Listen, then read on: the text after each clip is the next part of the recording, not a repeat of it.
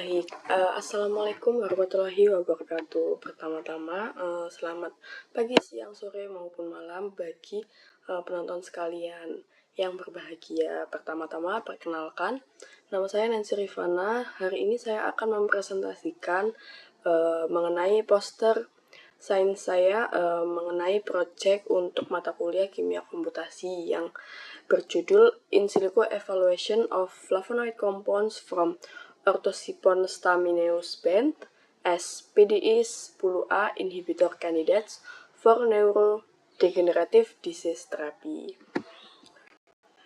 Nah, pertama-tama untuk introduction atau latar belakang mengenai penelitian ini. Baik, saya lanjutkan. Mengenai latar belakang yang melatar belakangi penelitian ini yakni penyakit neurogeneratif merupakan kelompok penyakit yang ditandai oleh kerusakan progresif neuron pada sistem saraf pusat.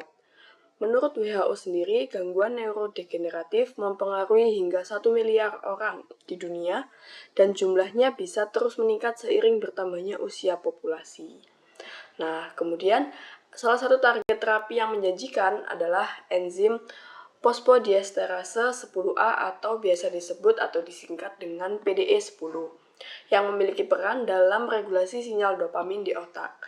Inhibisi PDE10A dapat meningkatkan kadar cAMP dan cGMP sehingga mendukung neuroproteksi, neuroplastisitas, dan mengurangi inflamasi.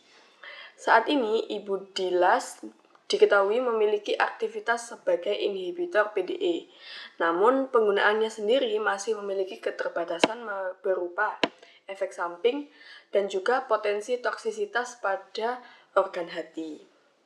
Oleh karenanya, diperlukan pencarian kandidat inhibitor baru yang bersifat lebih aman. Salah satunya bisa juga kita dapatkan berasal dari tanaman Orthosipon stamineus band atau yang biasa kita sebut sehari-hari sebagai kumis kucing, yang kaya akan senyawa flavonoid.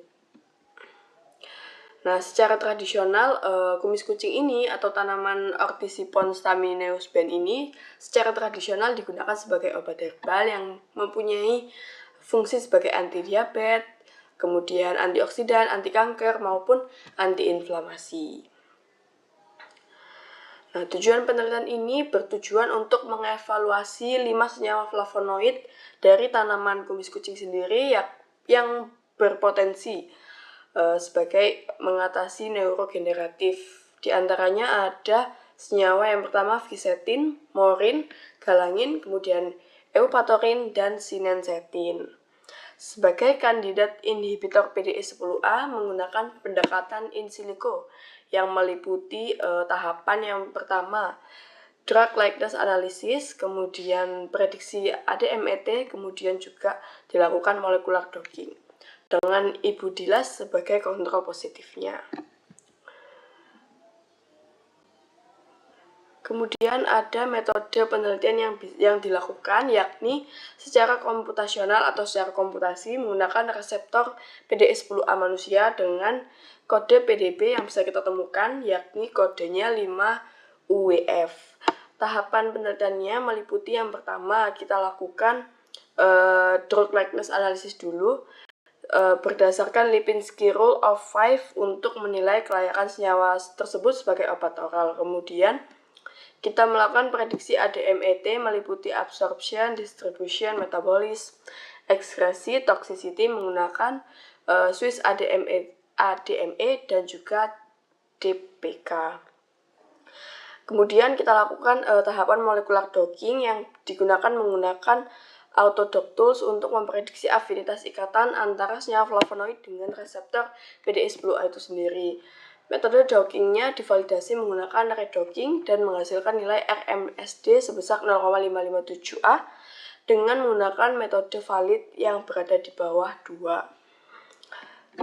Kemudian hasilnya yang didapatkan mengenai hasil drug likeness-nya berdasarkan analisis Lipinski, seluruh senyawa flavonoid memenuhi kriteria Rule of 5. Hal ini menunjukkan bahwa seluruh senyawanya memiliki karakteristik fisikokimia yang mendukung, yakni ada sifat absorpsinya yang baik, kemudian permeabilitas membrannya yang memadai, kemudian juga potensinya yang dapat dikembangkan sebagai kandidat obat oral. Selanjutnya ada juga hasil ADMET-nya pada aspek absorpsi. Seluruh senyawa menunjukkan hasil positif pada human intestinal absorption. Untuk distribusi ke sistem saraf pusatnya, terdapat perbedaan yang cukup penting. Pada molekul visatin dan galangin diprediksi mampu menembus blood-brain barrier atau BBB sehingga lebih berpotensi digunakan untuk terapi penyakit neurogeneratif. Sebaliknya, untuk senyawa morin, eupatorin, dan sidensetin menunjukkan penetrasi BBB yang lebih rendah. Dari aspek keamanan, semua senyawa tidak bersifat mutagenik berdasarkan uji Ames. Semua senyawa juga tidak berpotensi sebagai HERG blocker sehingga relatif aman terhadap risiko aritmia jantung. Namun, beberapa senyawa termasuk galangin masih menunjukkan potensi hepatotoksisitas yang mampu dikonfirmasi melalui penelitian lanjutan. Selanjutnya, hasil molekular docking sendiri menunjukkan bahwa seluruh senyawa flavonoid memiliki afinitas ikatan yang lebih baik dibanding ibudilas dengan nilai binding energi yang diperoleh. Senyawa ibudilas sendiri sebagai kontrol positifnya memiliki binding energi minus 6,66, sementara visatin minus 7,20, morin minus 7,24, galangin minus 7,59, eupatorin minus 7,44, sidensetin minus 7,61. Semakin negatif nilai binding energi, semakin kuat juga interaksi ligan dengan reseptornya, yang mana di sini yang kita dapatkan senyawa dengan afinitas terbaik adalah sidensetin dan galangin. Yang mana keduanya juga memiliki nilai konstanta inhibisi atau KI yang paling rendah dan menandakan aktivitas inhibisi yang lebih kuat terhadap PDE10A. Kesimpulannya, berdasarkan hasil analisis in silico dapat disimpulkan bahwa molekul galangin dan sidensetin merupakan kandidat inhibitor PDE10A yang paling menjanjikan dari tanaman Orthosipon staminaeus Benth. Kedua senyawa menunjukkan yang pertama sifat drug likeness-nya yang baik, kemudian afinitas ikatan lebih kuat dibanding ibudilas, interaksi molekul yang stabil terhadap PDE10A. Kemudian di antara keduanya juga ada galangin yang memiliki keunggulan tambahan berupa kemampuan penetrasi BBB atau blood-brain barrier yang lebih baik, sehingga berpotensi lebih sesuai untuk terapi neurogeneratif. Namun demikian, evaluasi lebih lanjut melalui studi baik in vitro maupun in vivo dan juga pengujian toksisitas masih diperlukan sebelum dapat dikembangkan sebagai kandidat obat. Dengan demikian, presentasi yang dapat saya sampaikan. Terima kasih atas perhatian Bapak, Ibu, maupun saudara sekalian, rekan-rekan sekalian penonton. Harapannya penelitian ini masih merupakan langkah awal yang dapat dikembangkan lebih baik di kemudian harinya. Sekian presentasi yang dapat saya sampaikan, kurang lebihnya mohon maaf. Wassalamualaikum warahmatullahi wabarakatuh.